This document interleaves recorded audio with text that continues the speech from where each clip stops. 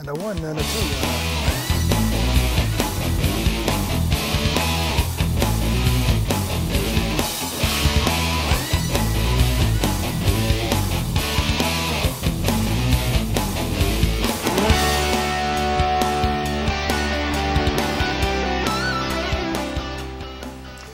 Welcome to Activate Worcester. Thanks for tuning in. This is our 5th show. We've had a lot of fun doing it. We've had a lot of very, very positive feedback from the viewers. And would certainly appreciate your telling your friends and maybe some of your enemies as well to tune into the show, because I think we're contributing something to the city itself. And this is our first show. We were on hiatus for a couple of weeks. And we believe this will probably be our first show for the month of September. And we've had 4 consecutive shows of good guests. And tonight is absolutely no exception. And to tell you a little bit about our guest is my very, very able co-host and producer of the show, wearing his 1 birthday jacket here. It's a beautiful thing. The inimitable Chris Pinto. Yeah, I checked my inbox, and I didn't get the memo about the black shirts, gentlemen, so maybe next time you'd... Indeed. The reason we're wearing black, this knocks off about 20 pounds or more. Chris should wear 2 black shirts. Two black shirts. Yeah, thanks, Bill. So, you know, every time we tape one of these shows, we put one in the can, as they say. Our guests seem to get better and better, and tonight's no exception. And we have a gentleman here who's a Worcester native. He grew up in the same neighborhood as I did. I attended school with some of his cousins, or his cousins, and he attended St. John's, so there's a lot of very successful guys that come out of St. John's. He's no exception here. He's a businessman here in the city, but the reason we have him on tonight is because he's a blogger. And I don't know exactly when he started blogging. He'll tell us a little bit about that. But the first time I met him, he said, "Hi, I'm Bill Randall." And I said, "I know you. You have a blog." And he goes, "Yeah, do you read it?" I says, "Yeah, I try to. I try to read it, but it's a good blog." And so maybe you can start off tonight by telling us a little bit about your blog and when you started. And It's funny. You've been asking me that question. I think to myself, even when you asked the question, why I started it. But it kind of goes back to, like, I'm a businessman. I'm busy. I can't run for city council. I can't be an elected officer. So, you know, how can you make change in the city of Worcester? Or would someone say to you, that I'd come up with my ideas, and people would say, well, do something about it. Mm-hmm. I'm like, well, I only have so much time. I'm working. I can't do it. So I said, you know what? I'll start doing something. Or I'd say something, and it would come true. And they'd be like, "Oh, you never said that." And I'd be like, "Yeah, I did. I said that 6 months ago." So I thought for the blog was, to kind of tell people what I'm thinking, hopefully make some changes, but also document, document that when I'm right, but also it proves that when I'm wrong at times too. But I've probably done it for I meant to check before I left, but probably 6 or 7 years. I got to have like 6,000, 7,000 different entries. And there's a stat counter on my site, and I probably have a couple hundred people a day that read what I have to say, which is always kind of amazes me. But it's been a lot of fun. It's been a lot of fun, and more than anything else, I have met a lot of people because of the blog. I mean, Chris Pinto, Brad Wyatt. I met a lot of people, and it's been fun. It's funny you mentioned Brad. Brad was a guest we had a couple of weeks ago, and his focus was small business, the difficulties, the challenges that both new businesses and existing small businesses have to face. Prior to that, or subsequent to that, speaking of blogs, we had Rob Eno on. Okay. And Rob also is a blogger, as you know, but his focus tends to be more statewide. Okay. A little more global, if I can use that expression. Whereas you're focused right here. It's worcesterma.blogspot.com, yeah, so that tells you what, we're going to end up talking about the airport, but yeah, I've covered a lot of different Worcester's things, whether it be the tax rates, whether it be the grease traps, whether it be, it could be anything. One of the big things has been probably the biggest theme probably throughout the years has been the low-income housing. And I just think that the city of Worcester has had an over-reliance on low-income housing, and I think that's really kind of hurt the city. And I think you've seen, I think it definitely has. I think a lot of people have left the city, and it's hurt the commercial tax base. I think it's hurt the school system. It's made a lot, it's not been good for the city of Worcester. The reason I bring that up is that the city is in the process of doing a new housing report. And I think the housing report's going to say exactly that. And I hope our city council listens and takes the recommendations of that housing report and says enough low-income housing, we're way above the state minimum. But again, that's not what we're going to get into today. Yes, we'll have you back to talk about worcesterma.blogspot.com, which was the first blog of Bill's I ever read, and I love it. I wish I had more time, but working a full-time job, I don't always get to read it. But FlyORH, your other blog. Well, FlyORH is a website, and it's just I think one of the things that's really important to the city of Worcester is transportation. We always talk about Worcester being centrally located. How are we going to make Worcester? How are we going to help Worcester go forward? And I think the transportation is the key. Trains, Union Station, I think it would be if we ever had reliable commuter lines, it would make a huge difference.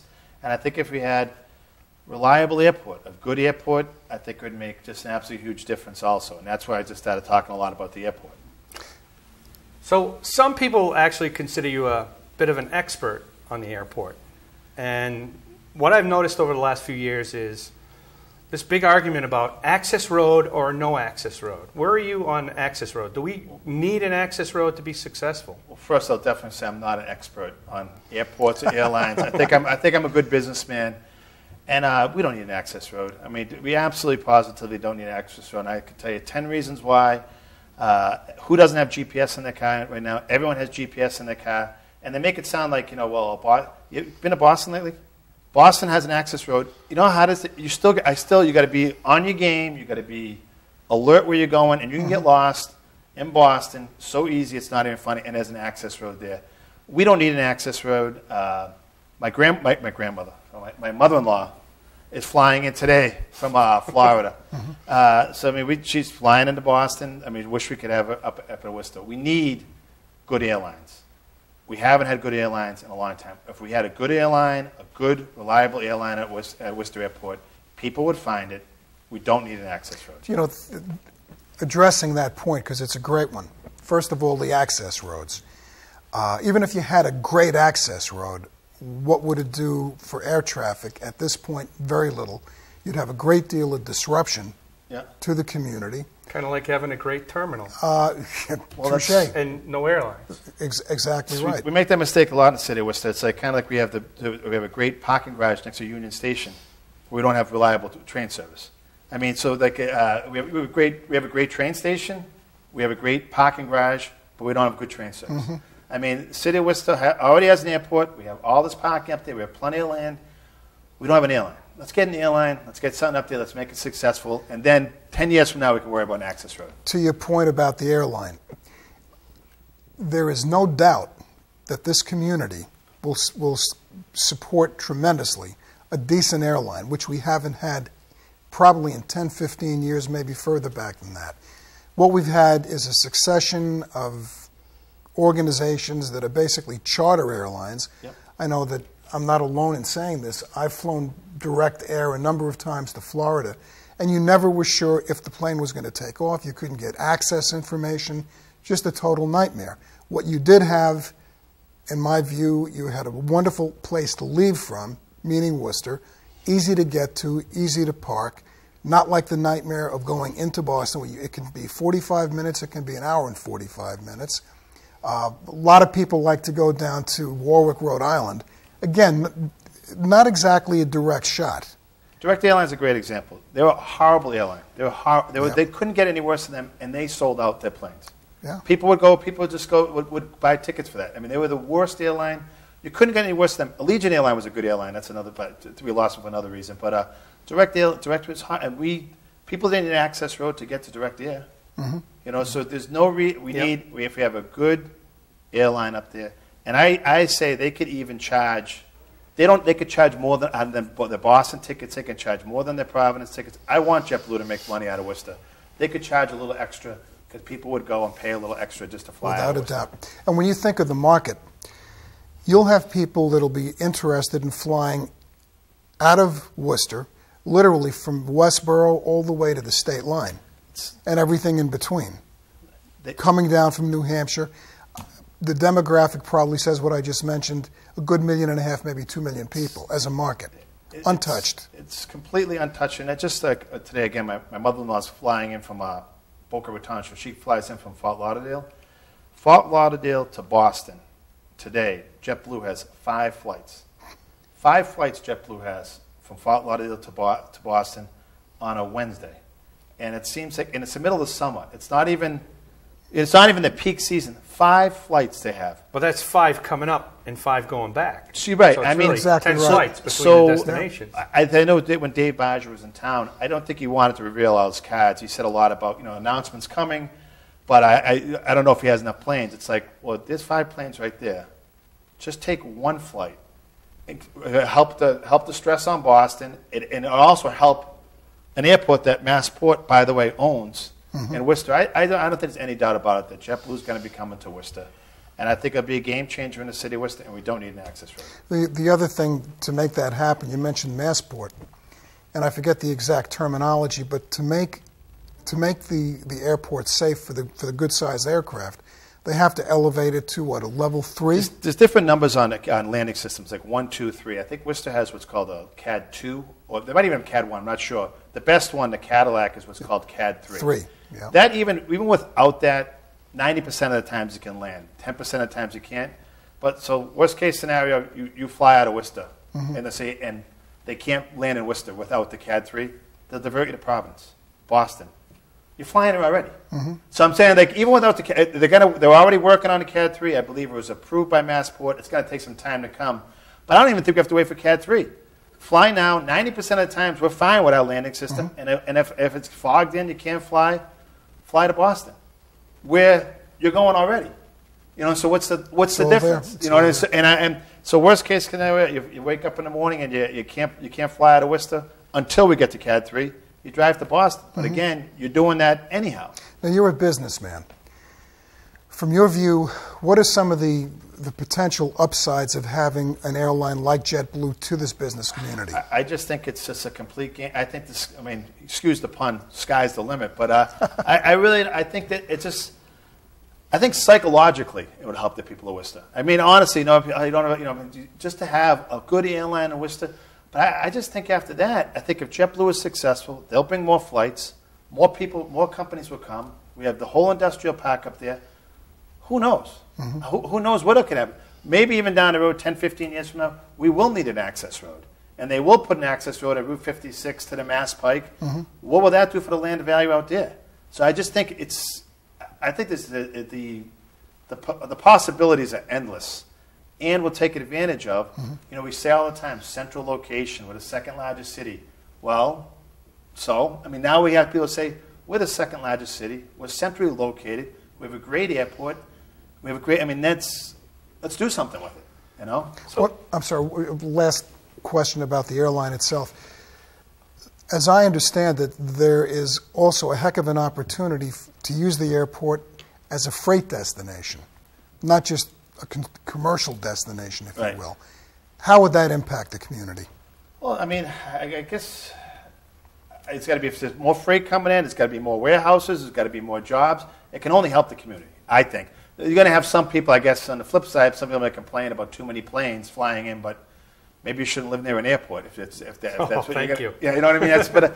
I just think it's more freight opportunities, more corporate aviation, it's passengers. I just think if JetBlue starts flying out of Worcester, it puts it on the map for all those other lines of business. Like, instead of being, Worcester Airport, where's that? It's like, JetBlue's flying there. They're good. I think, and around the airport, there's nothing but land. There's nothing but land around the airport. You go to Boston. How much freight can they take it there? Who knows? Maybe UPS. FedEx.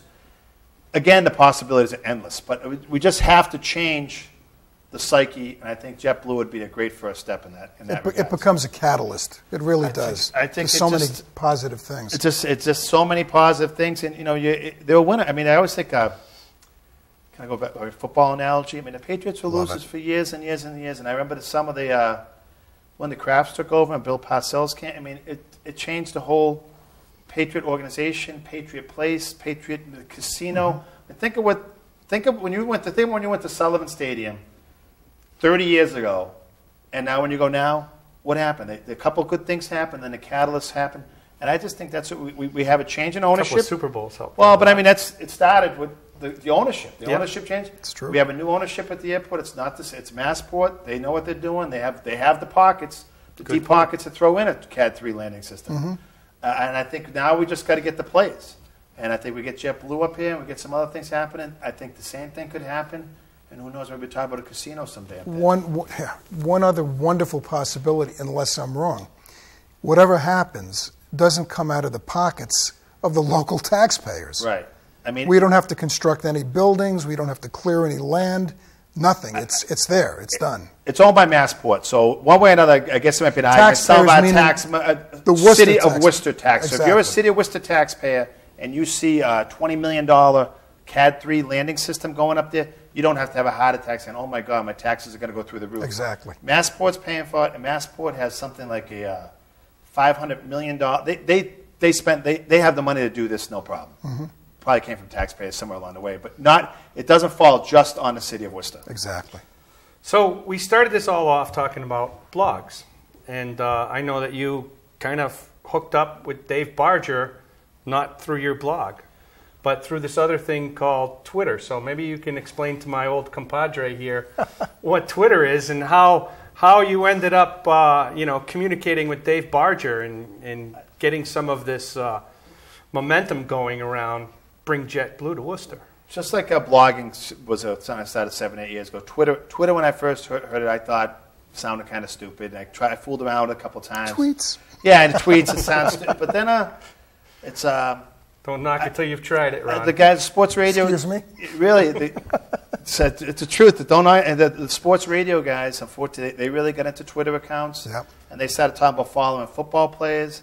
Then I started getting on. I started following football players and started reading what Chad Ochocinco says and Chandler Jones. It's just kind of funny. It's just like, and it's purely entertainment, and it's just like I could see how this is kind of. It's interesting. It's fun. And then I just thought, for the hell of it, I started sending Dave Barger, who's the CEO of JetBlue. I started sending him little messages, and he started answering me back. Honest to God. Yeah. And so it happened one day. I sent a message like, hey. You should think about Worcester. And he emailed me back. He tweeted me back and says, I was up there 10 days ago. That was a secret. When I came out to the public, the news, everyone picked up on it. So he's tweeted some stuff about him in Worcester. So and how far did you jump out of your seat when he said I was kind of surprised when he did that. It was funny when a tweet, you don't realize, you read it, go, oh, he's up there 10 days. Then all at once I realized myself, oh, he just tweeted that way. Everyone saw it. It wasn't like me and you talking and saying, so like everyone saw it, then everyone was like kind of went crazy that, oh my God, JetBlue was here. But then it's led to then he was coming back a second time last week, and that's when we had a video contest to try and impress him. All the videos we did went on Twitter because we know he's on Twitter, and so he could see him. So it's all, but that's the way marketing. The old ways of marketing, I just think in cities like 50 years ago, you call the Chamber of Commerce, you go into the Chamber of Commerce, and they meet, they want, I don't think that works anymore. I think that the way of marketing to people, to getting people interested in a city is through, maybe TV shows like this, Facebook, all the social media stuff. That's how you reach out to your constituents, and that's how you reach out to businesses to come into a city. So I think. Very good. So... Fly ORH in this video contest. You personally put up a prize. Yeah. Well, one of the things with JetBlue is they're very big into videos. They have great commercials. They have a YouTube channel that's just a JetBlue commercial. If the CFO has some concerns, he gets right on TV. They beam it right out. They're very big into videos as a medium. So I thought that when him coming to Worcester, and the premise last week is he wanted to get to know Worcester. I thought it'd be great for him to get to know Worcester by having people do videos of how they would support JetBlue if they came to Worcester, and we put a $2,000 cash prize up to entice people to do their videos, and we had 50 entries of different people. 50. Yeah, 50. A little bit of everything. Some Wow. people, some people around a pool with their kids. Some in it, but all over. Some very amateur, semi-amateur, and some really, really good ones to entice Worcester. And we picked. There were 7 or 8 of them I thought were just right there together. But there was one that was just a little bit better than the rest, and it's a great. I'll send you a link. It was a great video. And the people at JetBlue, in the end, they picked. I told them what I thought were the 8 or 9 best ones. and they picked this one out, and they thought it was excellent. Jennifer Roy, who used to be on the Worcester News. Yes. She was the one that was behind. Yeah, it. she won. She was the winner. She dressed as a JetBlue stewardess, Yeah, and she yeah. incorporated a Wizard of Oz theme, and it was done. It was done. That's great. It was done incredibly well. And JetBlue was, and they were impressed because kind of like the best way to what's the term when the best way to flatter someone is to copy them. Yeah. And they were just impressed that. Yeah. What's the term? I can't. What is it? Imitation is the sincerest form of flattery. Is when someone copies you. Yeah, and I think so. We see how much that medium was important to them, that we copied that medium and we put all the contests through Twitter. So I think they got it. There was a little flattery coming back at you too, because a JetBlue employee heard about your contest. Their PR department heard about our contest, and so they did a video back to us. Really? Their video was probably Wizard of Oz, and theirs was probably about the same, but they couldn't be. I said they weren't eligible. That's I great. said, but they had to date they've had about 6,000 views on their video, and the Wizard of Oz video got about right now it has about 5,000 views. Wow, and building. Yeah, it was a great contest. Which is a good segue. Where do we go from here in terms of keeping that momentum going? Okay, with JetBlue, keeping that visibility going? JetBlue left last week, and they said they're basically going to go back home, investigate all the numbers. In a couple months, they're going to come up with an announcement. I have an online petition. I have an online petition that I set up, and it's on my blog. And for people to sign it, saying how much they really want JetBlue to come to the city of Worcester. And I started Sunday morning because JetBlue. Did you see the Telegram ad they had? Yes, I did. I saw that ad Sunday morning, and I thought we got to do something to respond. So I have an online petition, and as of probably a half hour ago, 650 people have signed up for the petition. I think we just, that's again all the social media stuff that you can do. People sign, and so while they're deciding, let's as many people as possible sign a petition and show JetBlue how much we want. Can you tell me a little more about the ad on Sunday? I didn't see it. JetBlue took out a full page ad in Worcester Paper Sunday, and in their commercial that they entered, they made fun of how to say Worcester. Yeah. Their full page ad was different ways to spell Worcester, and at the bottom it said. I forgot something like we had a great time. Look forward to getting to know you. But I forgot how. But it was like it was a really nice ad that it was. It was fun. And it was a play on words at the same time. It right, was really full good. page ad in the Telegram. So we did a good job. We did a good job rolling out the red carpet to them. And I mean, in the end, they're going to make their decision. Is there a way that we can tie in that link with Activate Worcester's website? Well, I think what we want to give this guy a little props here. You know, you're going to have that. It's up on FlyORH. It's on the blog, but there's a code there's a petition code, button that I could either go to my blog and sign up, or I could give you the code to put on. So WorcesterMA.blogspot.com. But it's the way of the future, you guys. I think that's the way you get the word. I mean, I look at the blog and I look at the petition now, and I'm amazed. I see the names. And it's all different names, and people put little comments about where they're flying. How great is that? That counts. I mean, that definitely counts, and that shows real live bodies. And I don't know. When I put in the petition, I didn't think I'd have 650 signatures from Sunday morning till Wednesday afternoon with just not a hell of a lot of exposure to it. I mean, people, this stuff works. The thing that I find very exciting, here we have a Worcester native. Good guy, aggressive guy, making things happen in his world, doesn't just sit on his world, or in his world, if you will. A number of years ago, he takes a shot and gets involved in this whole low-income housing thing, 6, 7 years ago, leading the parade. And now, basically, it's the sound of one voice that becomes, again, to use the same word, a catalyst, with the whole, revitalize the airport and bring in JetBlue. Again, it's one guy.